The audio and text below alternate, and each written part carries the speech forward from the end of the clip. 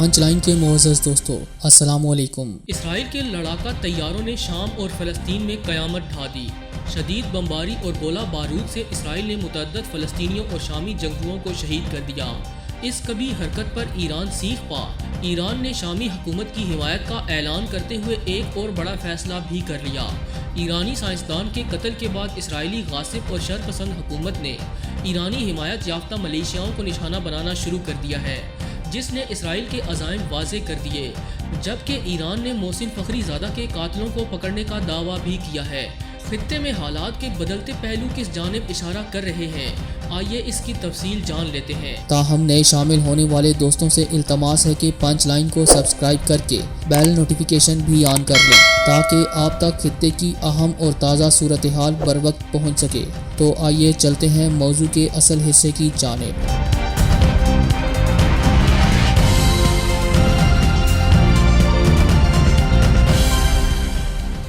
دوستو، گزشتہ دنوں ایران کے ٹاپ نیوکلیئر سائنسدان کے قتل پر ایک دفعہ تو خطے کا امن داؤ پر لگ گیا تھا، اور ایران سے لے کر اسرائیل تک اور روس سے لے کر امریکہ تک اور پھر شمالی کوریا، سبھی نے اپنی آرمی اور ایئر فورس کو ایکٹیو رہنے کے لیے ہنگامی الرٹ جاری کر دیا تھا کہ اس صورتحال میں ایران کچھ بھی رد عمل دے سکتا ہے اور اس کے ری ایکشن میں سامنے والا ملک بھی کچھ کر سکتا ہے۔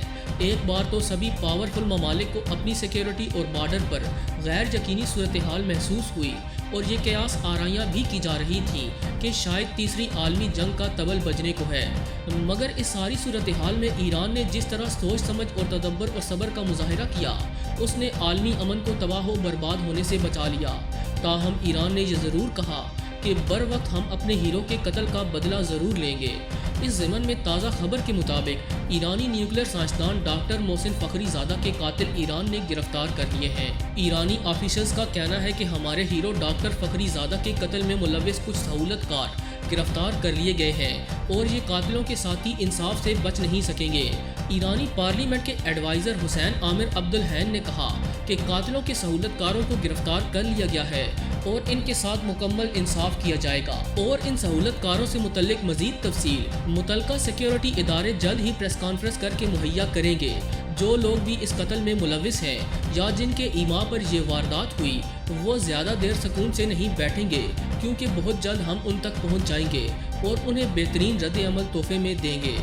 دوستو، یاد رہے کہ ڈاکٹر محسن فخری زادہ کے قتل سے متعلق سب سے پہلے ایران نے اسرائیل پر الزام عائد کیا، اور بعد ازاں مختلف ذرائع سے یہ انکشاف بھی سامنے آیا کہ اسرائیلی انٹیلیجنس ایجنسی موساد نے ایرانی نیوکلیئر سائنسدان کا قتل کیا، اور یہ کہ اس حوالے سے امریکی حکومت پہلے سے ہی آگاہ تھی۔ ایران نے بدلہ لینے کی غرض سے اسرائیل کو سنگین نتائج کی دھمکیاں بھی دے رکھی ہیں، اور ایران نے فلسطین میں موجود اپنی حمایت یافتہ تنظیم حماس کو بھی اسرائیل کے خلاف سرگرم کر دیا ہے، جس کے بعد گزشتہ روز یہ خبر نکل کر سامنے آئی کہ اسرائیل نے فلسطین اور شام کے شہری علاقوں پر شدید بمباری کی۔ تفصیلات کے مطابق اسرائیلی لڑاکا طیاروں نے غزہ کی پٹی کے مرکزی علاقے پر بمباری کی۔ فلسطینی وزیر صحت نے اس حملے کے دوران کسی شخص کے ہلاک یا زخمی ہونے کے بارے میں کوئی اطلاع نہیں دی، جبکہ مقامی افراد کے مطابق متعدد فلسطینی اس حملے میں زخمی ہوئے ہیں۔ دوسری جانب اسرائیلی فوج کے ترجمان اویچائی ادرائے نے سماجی میڈیا پیج کے ذریعے اپنے پیغام میں بتایا کہ غزہ کی پٹی سے اسرائیلی سرحدوں کے اندر راکٹ داغا گیا، اور اس کے بعد اسرائیل میں سائرن بجائے گئے، جس پر جوابی کارروائی کی گئی۔ یہی نہیں، ایک خبر یہ بھی ہے کہ گزشتہ روز اسرائیل نے شام کے 2 علاقوں پر فضائی حملے کیے۔ شام کے سرکاری میڈیا کے مطابق اسرائیل نے حملوں میں دمشق کے مضافات اور جنوبی قنیطرہ کو نشانہ بنایا، تاہم اس کارروائی میں کسی جانی یا مالی نقصان کی اطلاع نہیں ملی۔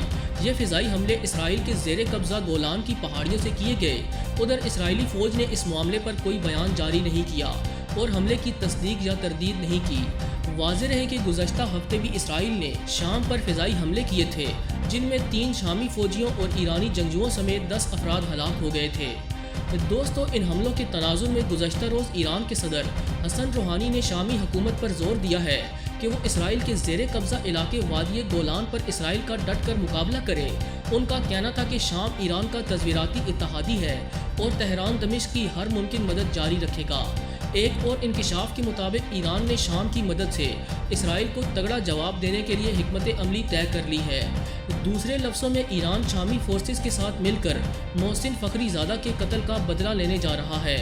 ماہرین کے مطابق ایران کے جوہری سائنسدان محسن فخری زادہ کی ٹارگٹ کلنگ کا واقعہ ایک ایسے وقت میں رونما ہوا جب موجودہ امریکی صدر ڈونلڈ ٹرمپ کی مدت صدارت میں صرف 2 ماہ کا عرصہ باقی رہ چکا ہے اور اس کے بعد اقتدار نئے منتخب ہونے والے صدر جو بائیڈن کو منتقل ہو جائے گا۔ امریکہ کے اسٹریٹجک اسٹڈی کالج کے سربراہ مارک پیٹرک اس بارے میں کہتے ہیں کہ اس ٹارگٹ کلنگ کا مقصد ایران کی جنگی صلاحیتوں کو کمزور کرنا نہیں تھا، بلکہ اس کا مقصد مستقبل میں ایران کے ساتھ سفارتکاری کا امکان کم کرنا تھا۔ جو بائیڈن کے مشیر رابرٹ مالی، جو ماضی میں باراک اوباما کے مشیر بھی رہ چکے ہیں، انہوں نے کہا ہے کہ ٹرمپ کی مدت صدارت کے آخری ایام میں محسن فخری زادہ کا قتل در حقیقت آئندہ امریکی حکومت کے ایران کے ساتھ ممکنہ مذاکرات کی راہ میں روڑے اٹکانے کے لیے انجام پایا ہے۔ اگرچہ ایران کے اعلیٰ سطحی حکومتی عہدیدار ایک حد تک اس بات کی تصدیق کرتے ہیں کہ شہید محسن فخری زادہ کی ٹارگٹ کلنگ اس گریٹ گیم کا حصہ ہے جو آئندہ امریکی حکومت کے ساتھ ایران کے ممکنہ مذاکرات کا راستہ بند کرنے کے لیے کھیلی جا رہی ہے، لیکن وہ اس مجرمانہ دہشت گردانہ اقدام سے چشم پوشی نہیں کر سکتے۔ ان کی نظر میں موجودہ امریکی حکومت کے آخری ایام میں رونما ہونے والے اس ٹارگٹ کلنگ کے واقعے نے طاقت کا توازن بگاڑ کر رکھ دیا ہے، اور یہ توازن صرف مناسب جوابی کارروائی کے ذریعے ہی بحال کیا جا سکتا ہے۔ دوستو، اقوام متحدہ میں اسلامی جمہوریہ ایران کے نمائندے مجید تخت روانکی نے امریکہ اور اسرائیل کی جانب سے شدت پسندانہ اقدام انجام دینے کے بارے میں خبردار کیا۔ انہوں نے کہا کہ ہم اپنی عوام کی حفاظت اور جارحانہ اقدامات کا مقابلہ کرنے کے لیے کسی اقدام سے دریغ نہیں کریں گے۔ عالمی سطح پر اس کھلی دہشت گردی کی مذمت میں وسیع رد عمل سامنے آیا۔